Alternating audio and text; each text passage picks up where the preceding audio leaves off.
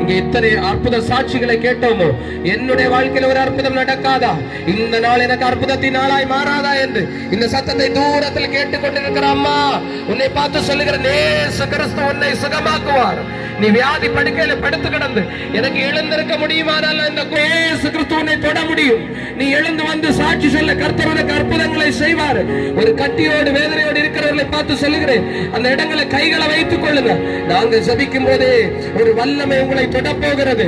உங்கள் வாழ்க்கையில மிகப்பெரிய மாற்றங்களை கர்த்தராகிய இயேசு கிறிஸ்து இந்த இரவேளையிலே கட்டளையிட போகிறார்.